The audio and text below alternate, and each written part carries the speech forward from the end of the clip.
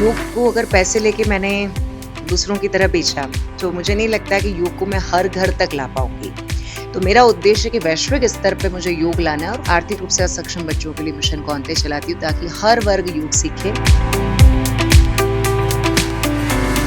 व्यक्ति वही बड़ा है और वही अंतर्राष्ट्रीय स्तर पर पहुँच सकता है जो चुनौतियों का समाधान देखे, न कि चुनौतियों को समस्या के रूप में देखे। आजकल जहाँ भागदौड़ भरी ज़िंदगी में तनाव और सोशल मीडिया ने जहाँ लाइफ को तेज़ी से पहुँचा दिया है, तो वहीं कहीं न कहीं सुकून पीछे छूट गया है। जी हाँ, तो आज हमारे साथ एक ऐसी शख्सियत मौजूद है जिन्होंने योग को न केवल अंतर्राष्ट्रीय स्तर पर एक नई पहचान दिलाई, बल्कि देश में भी हर सेशन अटेंड करके उन्होंने लोगों को योग के प्रति जागरूक किया और एक संतुलित जीवन और सोचने समझने की क्षमता को और बढ़ाने के लिए प्रयास किया है। जी हाँ, आज हमारे साथ मौजूद है डॉक्टर निशा जोशी। तो चलिए उनसे जानते हैं क्या कुछ महत्व है योग के। जब आपने एज़ ए योगाचार्य बतौर महिला शुरू किया तो आपको क्या कुछ चुनौतियाँ आईं? महिला होना ही सबसे बड़ी चुनौती होता है इस देश में, क्योंकि महिला होने के साथ हम माँ भी होते हैं। मतलब महिला के साथ जो ज़िम्मेदारियाँ हैं, वो अपने आप में चुनौतीपूर्ण होती है यदि आप दोहरी भूमिका में हैं तो। क्योंकि आप माँ होते हैं, आप पत्नी होते हैं, आप बहू होते हैं, आप और भी कई भूमिकाओं में होते हैं। आप कई ज़िम्मेदारियों के साथ इस संस्कृति का जो एक कहें कि इसकी उच्चताई है ये, कि हमारे यहाँ पे स्त्रियाँ कई सारी भूमिकाओं में होती हैं और वो बहुत सुंदरता से उन भूमिकाओं को बहुत ज़िम्मेदारी से निभा रही होती है। तो बहुत सारी ज़िम्मेदारियों के साथ योग और भगवद गीता और दर्शन जैसे विषय मेरे रहे हैं चूँकि, तो मुझे लगता है कि मेरी कठिनाइयाँ ये ज़्यादा रही कि मेरे बच्चे बहुत छोटे थे और उसी के साथ मुझे पढ़ना था और खुद को अपने अस्तित्व को बनाए रखते हुए, अपने परिवार को सँभालते हुए, अपने बच्चों को अच्छे संस्कार और अच्छी शिक्षा देने के साथ अपने घर को भी सँभालना था। तो मुझे लगता है इससे बड़ी चुनौती तो क्या ही हो सकती है। क्योंकि योग एक प्राचीन धरोहर, एक परंपरा है, तो उसको अंतर्राष्ट्रीय स्तर पर अब लेकर जाना कितना मुश्किल रहा? देखिए, मुझे ऐसा लगता है कि अंतर्राष्ट्रीय स्तर पर या किसी भी स्तर पे आपको ले जाना है, तो आवश्यकता है आपके अनुशासित होने की। चुनौतियाँ जीवन में सबके आती है, विपरीत स्थितियाँ जीवन में सबके आती है। व्यक्ति वही बड़ा है और वही अंतर्राष्ट्रीय स्तर पर पहुँच सकता है जो चुनौतियों का समाधान देखे, न कि चुनौतियों को समस्या के रूप में देखे। और मेरे सामने चुनौती आना, यानी मुझे तो सबसे ज़्यादा आनंद ही इसी बात में आता है कि हम भगवद गीता वाले के अनुसरण करता हैं, तो हमें लगता है चुनौती हमारे लिए प्रेरणा बन जाती है। तो चुनौतियों के साथ योग और गीता और मेरे जो विषय रहे हैं उनको ले जाने में मुझे ज़्यादा मुश्किल महसूस नहीं हुई, क्योंकि मैं अनुशासन के साथ और निरंतरता किसी भी कार्य को करने में, अगर आपको लगता है कि आपको बहुत आगे जाना है, तो आपको या इतना आगे जाना है कि आप जैसा फिर कोई बनने में एक उसको विचार लगे, किसी अन्य के लिए कह रही हूँ, मैं अपनी बात नहीं कर रही हूँ। तो आपकी मेहनत जो होती है वो भी बिल्कुल बिना परिणाम, यानी कि हम देखते हैं ना, हम निष्काम कर्म योग में मैं जीती हूँ। तो मुझे लगता है कि आप परिणामों की चिंता न करें, अपितु आपको ये देखना है कि आप कर्म में कितने ज़्यादा निरंतर हैं। आपको लगातार अगर किसी कार्य को करते हैं, चाहे वो योग हो या चाहे वो जीवन का कोई भी कार्य हो, तो मुझे लगता है कि किसी भी स्तर पे आप अपने नाम को, अपने आप को स्थापित कर सकते हैं। क्योंकि भागदौड़ भरी ज़िंदगी में जहाँ सोशल मीडिया ने लोगों को इतना एंगेज करके रखा है, लोग जिम जाते हैं, बट कहीं न कहीं लोग योग के लिए उतना टाइम नहीं दे पाते हैं।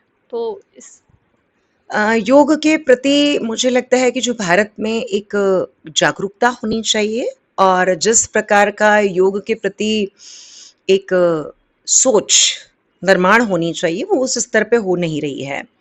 क्योंकि योग भीतरी आवरण को पहले सुंदर करता है।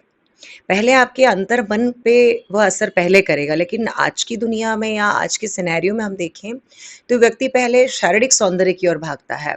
उसे लगता है कि 10 दिन, 15 दिन में कोई अच्छा परिणाम हमें मिल जाए। योग से भी परिणाम आता है, पर वो 15 दिनों में या शुरुआती दौर में पहले आपके भीतर कार्य करता है। आपके भीतर की सुंदरता पर कार्य करता है और लोग आज के समय में आंतरिक सुंदरता को ध्यान न देते हुए शारीरिक सुंदरता पर ध्यान दे रहे हो, और वही सबसे बड़ी कमी के रूप में मुझे नज़र आ रहा है। क्योंकि अगर योग में आप जा रहे हैं तो आपका आत्मिक बल बढ़ता है, आपका चारित्रिक विकास होता है, आपका शरीर सुंदर होना एक छोटी-सी यात्रा है। शरीर की सुंदरता को कहाँ आप देख रहे हैं? मैं जब बहुत छोटी यानी 16-17 की उम्र में रही होंगी तब मैं शायद बहुत और सुंदर रही होंगी। अब मैं इतनी वयोवृद्ध होने को हूँ तो मुझे लगता है कि हम सबको ये सत्य पता है, लेकिन हम भागते किसके पीछे हैं? शरीर के। और मुझे लगता है कि शरीर के पीछे भागने से व्यक्ति सिर्फ तनाव में रहता है, क्योंकि शरीर तो आपका साथ छोड़ेगा ही छोड़ेगा। और आपको ध्यान देना चाहिए अपने भीतर की शांति वाली सुंदरता पर। जिस दिन लोगों का ध्यान, जिस दिन हम सभी का ध्यान उस आंतरिक खोज पर लग जाएगा, मुझे नहीं लगता कि उस दिन व्यक्ति जिम या एरोबिक्स में जाएगा या जुम्बा में जाएगा, क्योंकि योग तो भीतर की यात्रा है और वो वैसे भी शारीरिक सुंदरता बढ़ाता ही है, क्योंकि योग का जो ग्लो है जिससे बढ़ता है वो मुझे नहीं लगता किसी अन्य विधा से उतनी मात्रा में बढ़ता है। सभी विधाएं अच्छी हैं, एरोबिक्स भी अच्छा है, जुम्बा भी अच्छा है, जिम भी अच्छा है, लेकिन योग तो ओवरऑल पर्सनालिटी का ही डेवलपमेंट कर देता है। क्योंकि कहीं न कहीं योग भारत की देन है, बट बाहरी देशों में उसको जिस तरह से अपनाया है, तो शायद वो इंडिया के लोग अभी तक नहीं कर पाए। क्यों? बाहर के देशों में इसलिए अपनाया गया है क्योंकि जिसके पास जो वस्तु नहीं होती ना, आकर्षण का सिद्धांत कार्य करता है। और उन्होंने समझ लिया है, उनकी भौतिकवादी जीवन शैली के परिणाम स्वरूप जो दुष्परिणाम उन्होंने झेले हैं, जो बीमारियां वो झेल रहे, जिस प्रकार के अवसाद की समस्याएं है ना, वहां पर विदेशी संस्कृति के साथ भी दिक्कत है। एक सांस्कृतिक जो परिणाम होते हैं ना वो बहुत अलग होते हैं। भारतीय संस्कृति आत्मसात करती है तो हमारे अंदर वह गुण भी है, तो कहीं ना कहीं जो भीतर का सहजता है वो भारत में बहुत अत्यधिक अत्यधिक ज्यादा बोल दिया, लेकिन हाँ है, उसका प्रभाव है हमारी संस्कृति का, हमारी सामाजिकता का, हमारे प्रेम का, हमारे सद्गुणों का, हमारी नैतिकता का। और जड़ें मजबूत है हमारी अध्यात्म के साथ। और वहाँ अध्यात्म की कमी इसलिए उन लोगों ने जब देखा कि योग जैसे शास्त्र और शस्त्र को भारत में है, तो उन्होंने उस गहराई से देखा, और हमारे लोगों ने हमारी ही संस्कृति जो कि योग है उसको उस गहराई पे जाके वो देख ही नहीं रहा, अपितु तो विदेशी संस्कृति से ज्यादा प्रभावित हो रहे हैं, और जिसका दुष्परिणाम कहीं ना कहीं एक हद तक हम भोग रहे हैं इस समय में। आजकल जिस तरह की भाग-दौड़ है, तो बहुत जल्दी युवा डिप्रेशन में चला जाता है। जी, तो कहीं न कहीं वो योग से इस चीज़ से उबर पाएगा? देखिए डिप्रेशन बहुत छोटी सी बात है योग के लिए। आप 15 दिन ध्यान, प्राणायाम, पहले प्राणायाम, ध्यान और कुछ बैलेंसिंग आसन कीजिए जो शरीर का संतुलन करते हैं। आप देखिए 15 दिनों में जो अवसाद जैसी भावना, इसे मैं रोग नहीं कहती, इसे मैं कहती हूँ कि एक प्रकार की नैराश्य जीवन में जो किसी कारणवश आता है, किसी समस्या के दृष्टिकोण को सकारात्मक संदर्भों में या जूझने के संदर्भ में जब हम किसी समस्या को नहीं देखते हैं तो निराशा आती है। वरना निराशा किस बात की जीवन में? समस्या आपके भी और समस्या मेरी भी, हम सबकी समस्या अलग अलग है। हम देखते हैं अलग अलग संदर्भों में, हम देखते हैं कि समस्या का निराकरण कैसे निकलेगा। और ये जो भाव है, ये जो दृष्टिकोण है वो योग ला देता है, क्योंकि योग आपके भीतर के जो न्यूरोट्रांसमीटर है उस पर कार्य करता है। वो सिर्फ शारीरिक स्तर पे आपकी मांसपेशियां या आपके जॉइंट्स या आपके ऑर्गन्स या आपके सिस्टम पे काम नहीं करता, वो सीधे सीधे आपकी भीतरी आवरण पर, भीतरीय शारीरिक जो सूक्ष्म शरीर है उस पर कार्य करता है। तो डिप्रेशन जड़ से खत्म कर सकता है योग।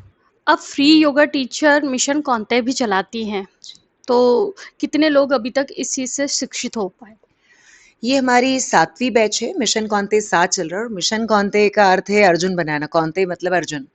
तो चूंकि मैं भगवत गीता मैं बहुत ज़्यादा उसकी अनुसरण करता हूँ गीता जी की, और मुझे लगता है कि जो गरीब बच्चे, आर्थिक रूप से असक्षम बच्चों के लिए कोर्स है हमारा, और इसको इस वर्ष से हमने यूट्यूब पे भी ऑनलाइन मोड पे चालू किया है। अभी हमारे पास 100 बच्चे ऑनलाइन मोड पे यूट्यूब लाइव्स के माध्यम से पढ़ रहे हैं, और कुछ 40 बच्चे ऑफलाइन मोड पे, यानी कुल मिला के 140 बच्चे इनरोल्ड हुए हैं और वे पढ़ रहे हैं। और अभी तक करीब हमने, मुझे लगता है 300 बच्चे करीब हमने पढ़ा दिए हैं, और उसके पहले तो मैं सालों से पढ़ा रही थी फ्री।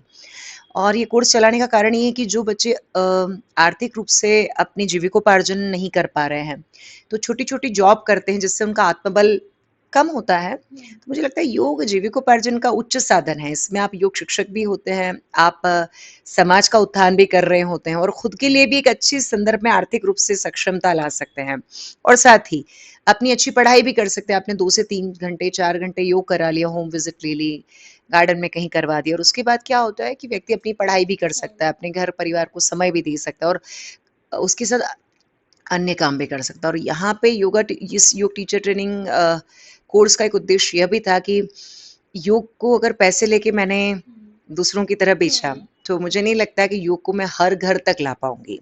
तो मेरा उद्देश्य है कि वैश्विक स्तर पे मुझे योग लाना है और वैसे ही लाना पड़ेगा कि जो अ, सुसभ्य नहीं कह सकते, हम बोल सकते कि आर्थिक जो बहुत ज़्यादा उच्च हैं, समुन्नत हैं जो, सक्षम है, वो तो बड़े-बड़े इंस्टीट्यूशन से फीस भर के अपनी योग की डिग्रीज़ ले सकते हैं, वो सीख सकते हैं। लेकिन उस वर्ग का क्या जिस पे किसी का ध्यान नहीं है, वो कैसे सीखेगा?